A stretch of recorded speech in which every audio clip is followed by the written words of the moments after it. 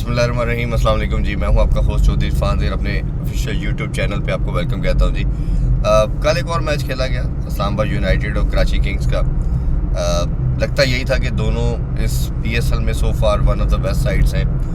Undoubtedly Islamabad United के हवाले से बात करें तो जिस तरह की क्रिकेट वो खेल रहे हैं और जो शानदार परफॉर्मेंस है वो तो बेस्ट साइड बिल्कुल है। और मैंने तो शुरू से पहले दिन से कह रहा हूँ कि इस्लामाबाद यूनाइटेड इस PSL की बेस्ट साइड इस वजह से है कि उसके 3 रीज़न है। सबसे पहले कि उनका कप्तान बड़ा स्ट्रॉन्ग है, शादाब खान। मैं बार बार अपने हर इंटरव्यू में बात कर रहा हूँ कि अगर शादाब फिट है और परफॉर्म करता है ख़ास तौर पे बॉलिंग में तो वो आपकी बेस्ट चॉइस है।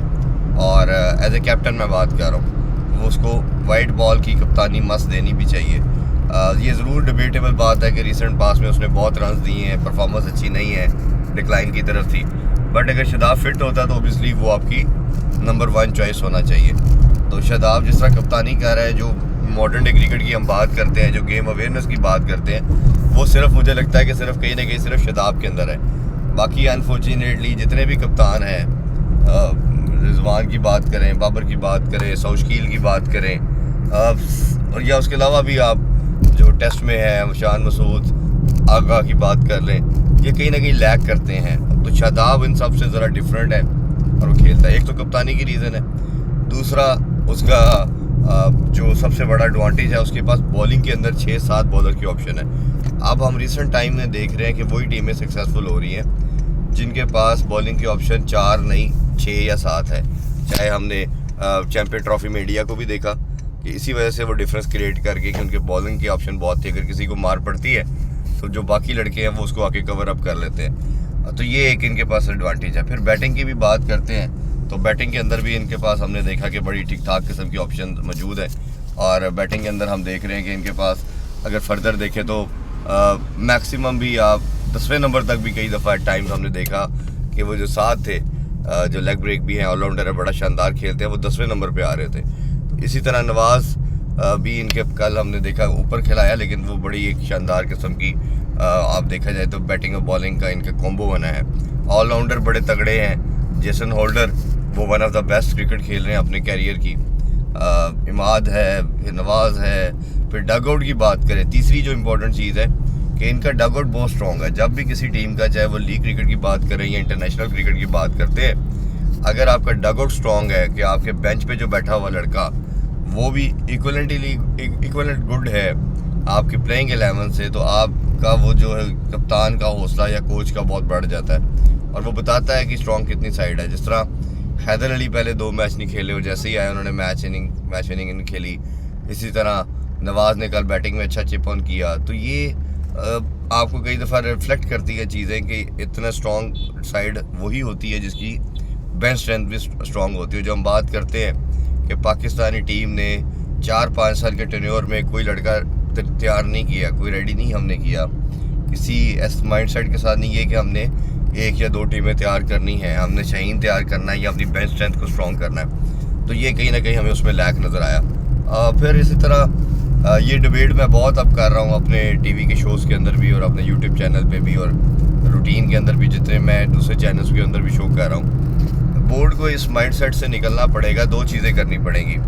एक तो वो उसको कप्तानी देनी है जो सेल्फिश नहीं है, जो अपनी ज़ात को पीछे रखता है और टीम को आगे रखता है। दूसरा इस ऐसे प्लेयरों को रखना है जो मैच विनिंग इनिंग के अंदर इम्पैक्ट क्रिएट कर सके। वो ये नहीं करेंगे कि मेरे 50 हो गए, मेरे 70 हो गए, मेरा 100 हो गया, टीम जाए भाड़ में। इस माइंडसेट से भी आपको बाहर आना है, ये बहुत ज़रूरी है। तो ये उस कॉन्टेक्स्ट में बात कर रहा हूँ कि शादाब आपके पास सबसे बेस्ट ऑप्शन मुझे लगती है और शादाब के साथ होना चाहिए। और अगर मेरा तो सजेशन ये है कि शादाब के साथ आप साइम अयूब को वाइस कैप्टन डिक्लेयर कर दें। नए बच्चों में सबसे बेहतर जो अच्छी क्रिकेट खेल रहा है वो साइम खेल रहा है, इसमें भी किसी को डाउट नहीं है। तो आप उसको 3-4 साल लगा के उसको साथ या 2-3 साल उसको भी प्रिपेयर किया जाए नेक्स्ट फ्यूचर कैप्टन के लिए, जैसे दुनिया की सारी टीमें करती हैं। तो ये इस तरह आप एक मैकेनिज़्म डिफ़ाइन कर सकते हैं और अपनी टीम को आगे लेके चल सकते हैं। बाकी अगर कराची किंग्स के वाले से दूसरी टीम के वाले से बात करें, क्योंकि हर डिस्कशन में पाकिस्तान आता तो हम पाकिस्तान की तरफ भी अपनी डिस्कशन को कहीं ना कहीं करते भी हैं और लेके जाते हैं, इसी वजह से कि लोग जानना चाहते हैं। फिर इसी तरह कराची किंग के वाले से बात करें तो हमें लगता था कि डेविड वार्नर के आने से इम्पैक्ट क्रिएट होगा और कुछ डिफरेंट होगा, बट वो कहीं ना कहीं कभी रिफ्लेक्ट होता है, कभी एकदम वो निकल जाती है चीज़।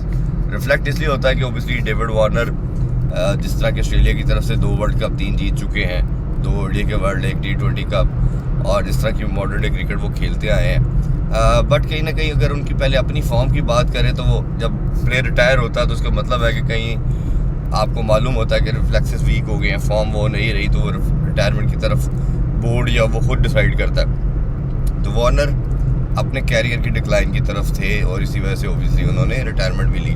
तो लीग क्रिकेट में आप कई दफ़ा चल तो जाते हैं बट इतना कंसिस्टेंट आप नहीं रह सकते क्योंकि आपके रिफ्लेक्सेस उस तरह नहीं होते और फिर हर दफ़ा डिफरेंट कंडीशन में जाके खेलना भी आसान नहीं होता।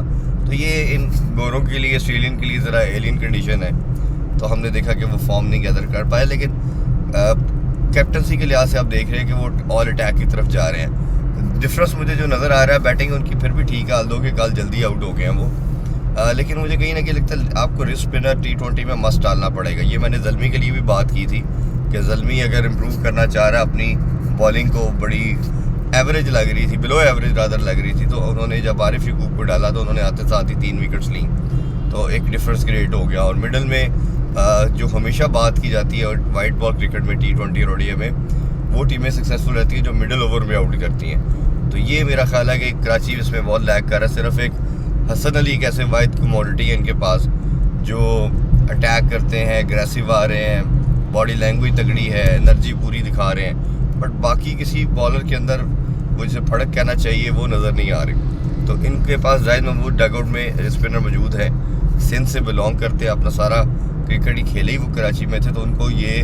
कराची ने मेरी नज़र में बहुत बड़ी गलती की कि उनको मुल्तान की लेग और जो कराची की लेग जो थी इसमें खिला के उसको यूटिलाइज़ करना चाहिए था, बट अनफॉर्चुनेटली उन्होंने नहीं किया। तो ये मुझे लगता है कि एरिया में लैग कर रहे हैं। बाकी बहुत डिपेंडेंट है वो जेम्स विन पे। सेफर्ड बड़ी अच्छी न्यूजीलैंड में तो क्रिकेट खेलते रहे, इधर थोड़ा वो आउट ऑफ फॉर्म कह लें या आउट ऑफ टच नज़र आ रहे, उस तरह खुल के हिटिंग नहीं कर पा रहे या विकेट्स उनको सपोर्ट नहीं कर पा रही। लास्टली विकेट के ऊपर भी बात करनी पड़ेगी। ये देखिए ना, कल के मैच के अंदर जी ऑस्ट्रेलियन सॉइल यूज़ की गई है, तो वो सॉइल का ये फ़ायदा है, क्या फ़ायदा हुआ कि आपका 127 रन आपने बनाए और दूसरी टीम भी वो चेस कर गई, बट उसने भी थोड़ा सा शुरू में स्ट्रगलिंग किस्म के 127 बनाए। तो आपको कहीं ना कहीं क्रिकेट के अंदर आपको दुनिया को अपनी क्रिकेट के साथ अट्रैक्ट करना है, आपने तेज़ खेलना है, अच्छी पिचेस देनी है। जैसे IPL के अंदर हमारे नेबर कंट्री में 250 हो रहा है, उससे भी प्लस हो रहा है, 250 हो रहा है। तो हमने भी दुनिया को यही बताना था कि हमारी लीग भी बड़ी तगड़ी है, इसमें अट्रैक्शन डालनी थी आपने।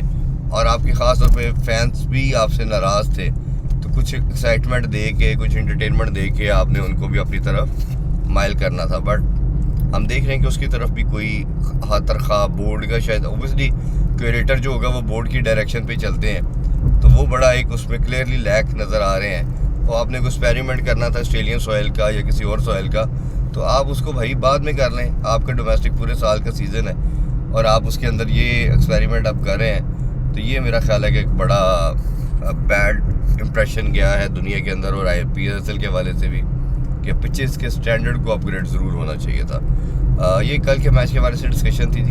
आज रात को फिर जो मैच खेला जाएगा उसके बाद आपसे हम बात करेंगे। कराची किंग्स और ज़ल्मी खेलेंगे आज, और जो भी फिर आउटकम आता है, परफॉर्मेंस जो आती है, उसके बाद हम इस पे बात करेंगे। ठीक है जी, अपना बहुत ख्याल रखिए। अल्लाह हाफिज़। पाकिस्तान जिंदाबाद।